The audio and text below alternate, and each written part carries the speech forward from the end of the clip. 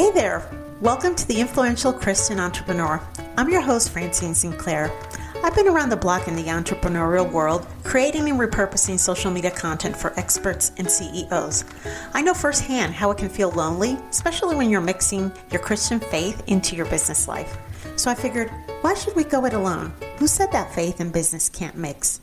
And that's where this podcast comes in. Join me as we meet influential Christian entrepreneurs who are showing us how to blend business and faith in a way that works. We're here to prove that you can express your faith without compromising your business success. On the Influential Christian Entrepreneur, you're not just listening, you're part of the gang. So let's start this journey together.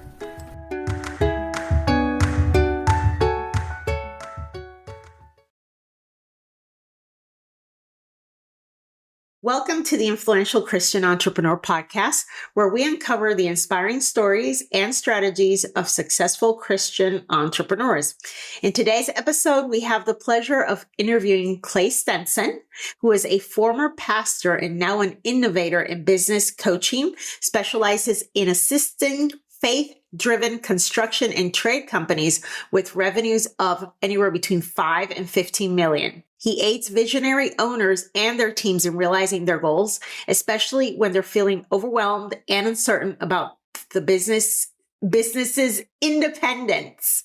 While Clay offers both coaching and fractional services, his standout offering is the Unity Rock program. This program empowers visionaries and their seconds in command to harness their differing skills, ensuring their collaboration remains strong and efficient. Through this, he ensures maximum potential from the visionary / second in command relationship. Hey, Clay, how are you? I'm doing good. Thanks for having me. Thanks for having me too. I was hoping not to blah, blah, blah. I saw that bio up. It's quite interesting. So glad you didn't put anything about EOS because I'm going to ask you about that. I was talking to Corey Swanson the other day and I was like, yeah, he does something with Fractional and he's like EOS. And I'm like, oh yeah, that. I don't know what it is, but that's what it is. It's on his website. So thank you for being here today. I wanted to ask you, Clay, so you work with fractional people who are fractional in any capacity, whether it's marketing, whether it's any type of fractional or specific type of fractionals. Sorry, actually, I am a fractional. So I work fractionally with companies. You work fractionally with companies. Yeah. I'm a fractional integrator for companies that run on EOS, like you mentioned, which is what is EOS? It's the entrepreneurial operating system. It's a system that was created by Gino Wickman, I think about 20 years ago. And it's just a system for how to run a business. I think typically it's companies 10 to 250 employees. It's just really a system, kind of like your computer would have an operating system. The business needs an operating system. Okay, so then you have the visionary, who's usually the founder. Okay, he's got a second in command, who's this person that he brings in to hold on to the reins, because the visionaries usually just like have a 30,000 foot view and they're way up there in the stratosphere and they need somebody to keep hold of those reins so they don't just fly off, right? And so you have those two people, which I assume have very different skills and possibly personalities, but they complement each other. Okay. Yeah. And so then you come in though, but even though they complement each other, I'm assuming that many times it's not always easy. And so then you come in with this system to make everything work much better. Correct? Yeah. So, typically, one analogy that I use to describe a visionary is that they're the spark plug for the organization. But if they don't have an integrator or second in command, they tend to be more like, sparks flying everywhere, right? Like there's no focus, right? It's not dialed in. There's not a good direction for it sometimes. So they need a second in command or integrator like the EOS system talks about. And that person, like you said, complementary skill set, right? They're logical, process oriented, usually really good at managing people and holding people accountable, which the visionary is typically not great at. So the two of them work really well together. So sometimes I am the second in command fractionally for a company if they don't have somebody, but other times I'm a coach where I'll support them in their journey, either coaching the visionary. The challenge for visionaries quite often, especially if they're founders, is that they're used to doing things their own way, because at the start they had to do it and there was no one else, Yeah. right, to lead the company. So they're just used to doing their own thing and running their own thing. And then eventually, though, it gets too big and they can't do it on their own anymore. And they need a leadership team or a second in command. And it can be hard at first to learn how to let go, right, and trust someone else Mm-hmm. to do things. So sometimes they need coaching on that Yeah. side. And then, as you alluded to, the second in command usually needs coaching on how to relate to the visionary, because their brain just works very differently than a logical Yeah. process-oriented person. Yeah. I think I probably fall in the visionary bucket more than likely, because I'm just not that logical person that is just, I'm the one who's like, I want to do everything. Yeah. Yeah, You and know? that's a common issue with the visionary. They have 100 ideas all the time, and the integrator, second in command, comes in and kind of helps them. What I recommend is into 3 buckets, right? It's yes, we should do this. No, we shouldn't do this, or not now, right? Right. Just park that one. Yeah, it might be a good idea, but now it's not the timing. So park that. We'll discuss it next quarter, kind of thing. Yes. Yes. Or else we're chasing around. I mean, it's incredible how visionaries get things to go in the first place. I'm assuming, like if you're a visionary like me, like, oh my gosh, because I'm thinking that most visionaries probably have a lot of stuff going in their head simultaneously, Mhm. like chaos up in the brain. And so I think that's what makes things a little bit difficult from the implementation standpoint many times, Yeah, it definitely can, for sure. And so what made you want to work with people I'm curious, in the construct. So you're like me, you're pretty niche down, like, Yeah, okay, Christian business in construction. yeah. And so what brought you there? Yeah, well, my first experience as a second in command was in construction. Okay. And prior to that, like when I was very young, like early 20s, I was a apprentice carpenter for a while. So I helped, Mm, house building, residential. So and then I grew up on a farm, and, we did renovations and stuff too, on our farm. So I grew up, doing construction and trades and stuff like that. right. So yeah, it's just, I don't know. It's just, it isn't necessary that the companies Mm, that I have experience in the field of the companies that I work with, because by and large, what I do is, it's all about people and systems, right? So it's very transferable. For example, I was a pastor mhm, for 7 years, and then I went into construction, and I thought, how is this going to be mhm. transferable? But it was extremely transferable. But yeah, so, it seems like a lot of people are drawn to me because of my construction background. So that's Uh-huh. why I decided to niche into that. Yeah, that makes perfect sense. Now, tell me a little bit more about you and your Christian background. Have you always been a Christian? I know you just said you were a pastor. I thought you were a carpenter first and then became a pastor, but sounds like it was the other way around. Were you always a Christian, or did you become a Christian later on in life? No, no, I was, growing up, I was not a Christian. I was not in a Christian family. My Mm, parents went to church growing up, but for whatever reason, they didn't take us to church. So the first time I went to church, I was 18, and mhm. it was really boring. I was not interested at all, to be honest. Yeah. And then later, I ended up going to a different kind of church, in Australia a couple of times. So up until I was 22, I only went to church 3 times my whole life. Um, and then I went through a very tough season where I was depressed and had anxiety issues. And I went to a conference, and one of the speakers said that you become the average of the 5 people you hang around with most. So choose wisely. And I was like, okay, I was fairly self-aware. I was like, okay, well, who do I want to be like? And I actually got a pen out and a piece of paper, and I made a list of who I would like to be like. And the first person at the top of the list was someone that I met in Australia, and they had an incredible impact on my life. And then I filled out the list, and at the end, I had about 10 people on there. And I looked at the list, and I said, okay, what do these people have in common?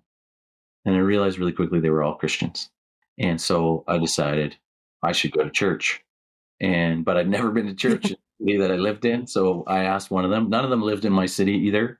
But I reached out to one of them and asked if they knew somebody that went to church in my city, and she introduced me to somebody, and then I went to church. And kind of a crazy story. And basically, I was in what I call hermit mode during that time.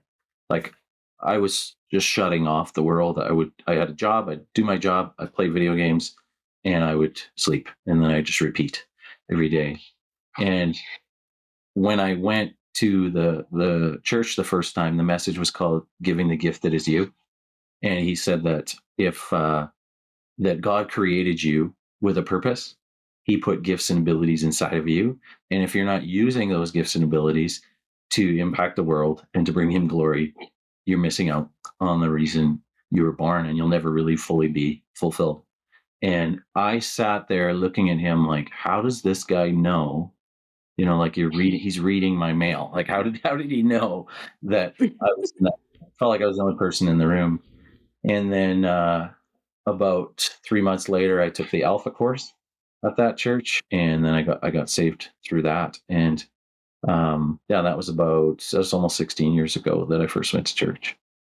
Wow. Was that in Australia or here? That was in Canada. Yeah. When I was back. Oh, so are you American? No, I'm in Canada. No, I mean, okay, you're Canadian. Oh, I got you all messed up. Okay, so you're Canadian. I'm in Calgary. Yeah. Alberta. Okay. And so you're in Canada. For some reason, I thought you were here in the US. No, and then you lived in Australia for some time? Yeah, 6 months. Yeah. Okay. And so you were a pastor in Canada for 7 years. 7 years. Yeah. Yeah.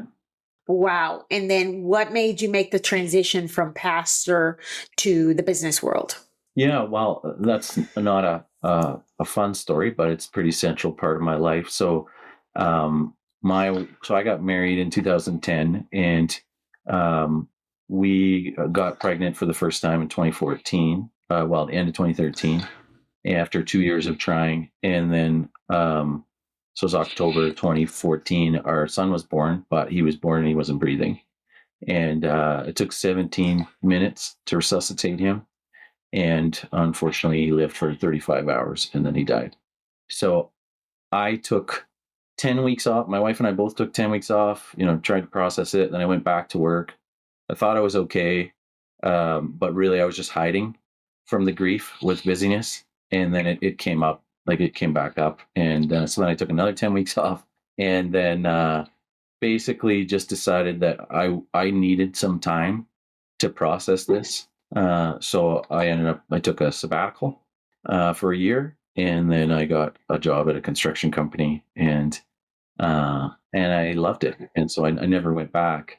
So it wasn't really an intentional thing on the short term, but then that role grew, and I loved what I was doing. I discovered EOS, and I never went back to ministry, although I still feel like I do a ton of ministry. It's just in a different context. You do? Yeah. In a different way. Yeah, of course. Yeah. Ministry in the marketplace, right? Absolutely.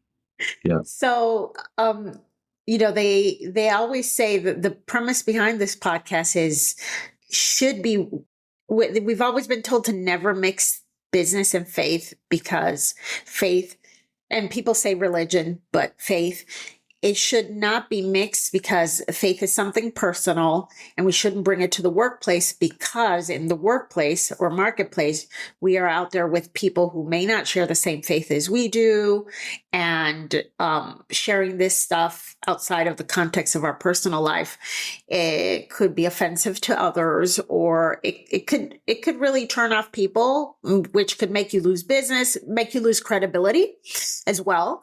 And so my question to you is, what do you think about that? Do you think it is okay to mix your faith in your business? Is it okay to publicly profess your faith in the marketplace in a business environment? Hope so, because I do it a lot. Just kidding. No, I think one of the problems we have in our society today is that for generations, potentially, we've been telling people not to talk about politics and religion.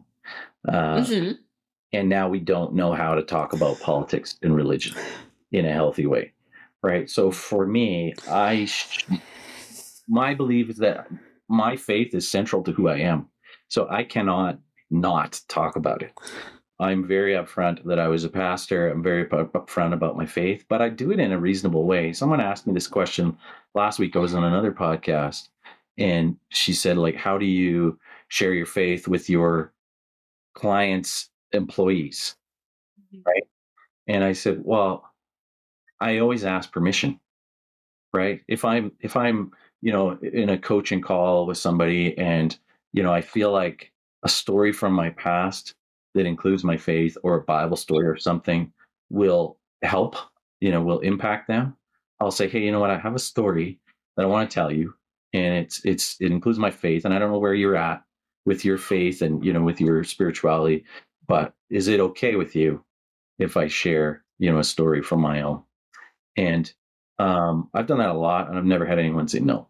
And if they Because did you're it, speaking from a first person, yeah, it's just my right? You're story. speaking about yourself, a story, right? Yeah, and it's testimonial, and you can believe whatever you want, and so can I. And if I think something from my own faith walk is going to help you, I want to share it because I Mm-hmm. want to help you. But you also have to build relationships, right, to be able to go there, right? But I go there Right. all the time. Um, Mm-hmm. Now, I haven't always worked with Christian business owners, and sometimes I'm working with non-Christian business owners, but I'm Mm-hmm. upfront about it right from day one. It's like, this is who I am. And, you Mm-hmm. know, and I think if that isn't okay with you, then, Mm-hmm. other people I can Right. to, right? If they're not okay with it. Right. Yeah. Right. But do you, is it explicit? Like when somebody sees Clay Stenson online, your brand, will they know that you're Christian from looking at your stuff? And Oh, has that any, as far as you know, has it ever stopped anybody from approaching you, somebody who's not a Christian? I don't know if it's ever stopped somebody. Probably it has, but from a business perspective, I think that's probably a good thing. It filters Mm, filters out people that are the wrong fit anyway. And I wouldn't, if mm, they're offended or don't want to work with me, then that's probably a good thing that they know that up front. But yes, if you look at my LinkedIn, right at the top, it says Christ-centered second in command network founder. yeah. That's in my headline.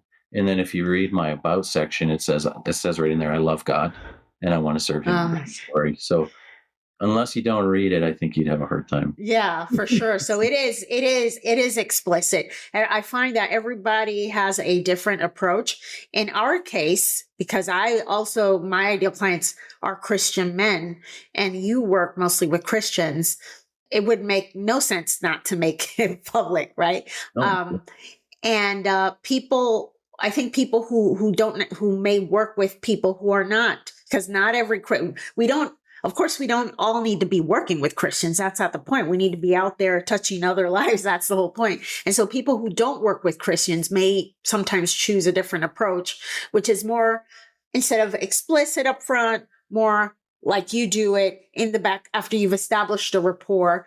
That's another way people do it as Yeah. well. I always find that your approach is great because regardless of whether you work with Christians or not, if you write a personal story about your personal testimony or how God has worked in your life, and you post it on social media, let's just say, nobody's going to see it as you being judgmental towards them or telling them what to do. They're just going to see it for what it is. It's your story, it's your life experience. And usually, I think 99% of people are okay with that. Although, and I feel that that is the way for many of us Christians to go, because I don't know if I told you, I've only been a Christian since 2020. And that is exactly how I came to Christ, by seeing people who I cannot remember who they are, don't know who they are, don't remember, but by them posting about their personal stories and their personal testimony, started to make me think.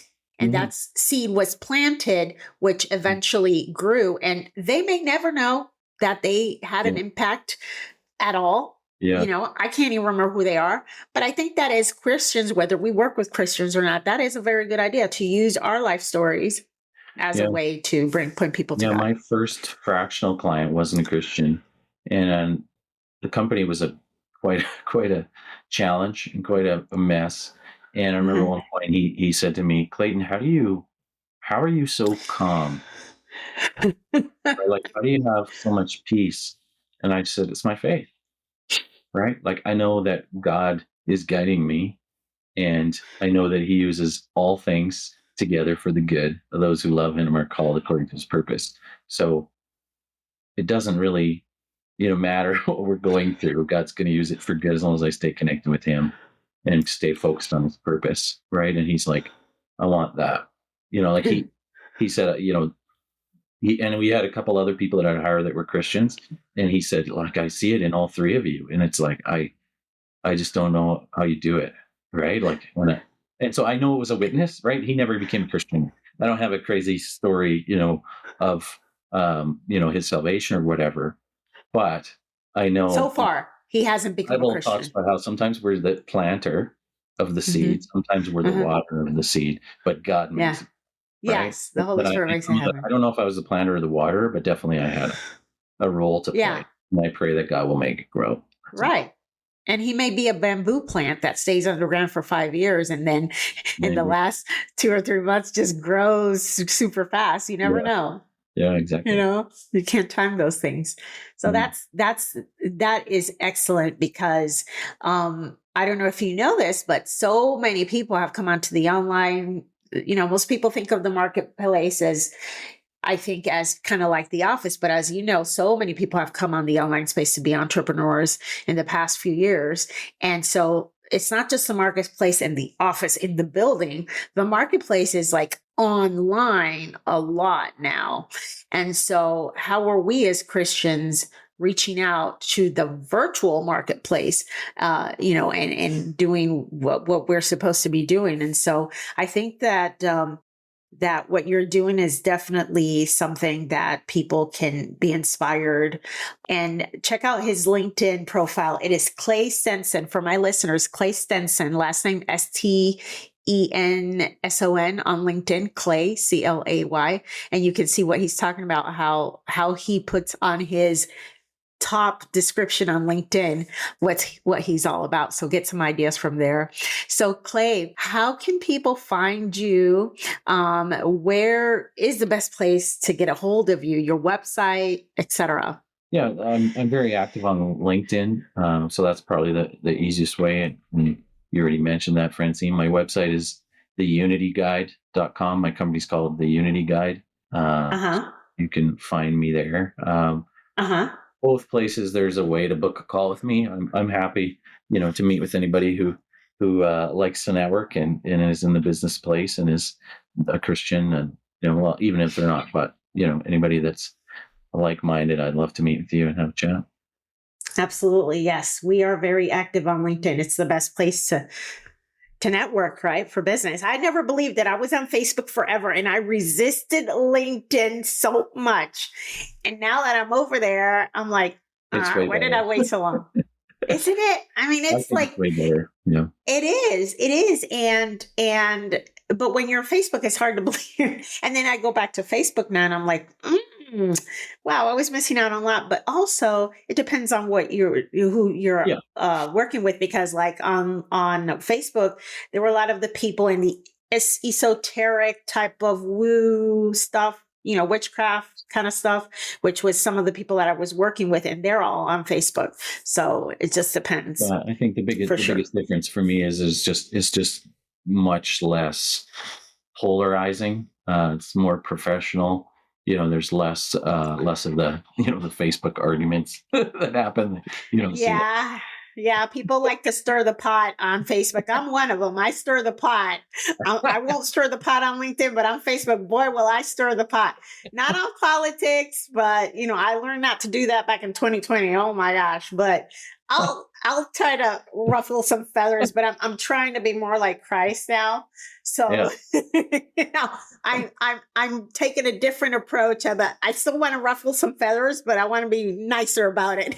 Yeah, well, Jesus ruffled a lot of feathers too. Oh, like Christ wouldn't do that. Let's not be. So it's a hard thing, but I'm learning. So I want to thank you, Clay, for being here today. Wow, this was it was so packed with good information. It was such a good interview, and yet we achieved it in a record 25 minutes. I want to thank you for being here today. To all my listeners, thank you for listening. If you are a Christian CEO or executive seeking to authentically integrate your faith and professional brand on LinkedIn to inspire others, further God's kingdom, and leave a legacy, let's connect. My email is hello@francineSinclair.com, or you can find me at francineSinclair.com as well. Thank you, everybody. Thank you, Clay. We'll be back next Tuesday with another amazing guest here on The Influential Christian Entrepreneur. Take care. Bye.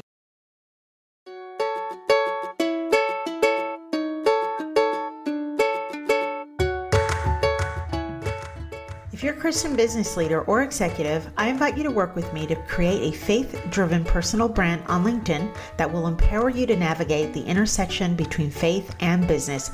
Feel free to contact me directly at hello@francineSinclair.com.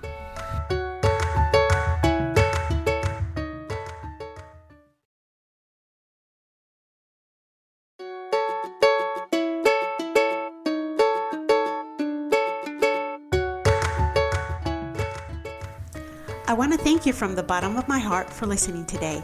Make sure to subscribe to this podcast and don't forget to follow me, Francine Sinclair, on Facebook or LinkedIn. See you next week for a new episode.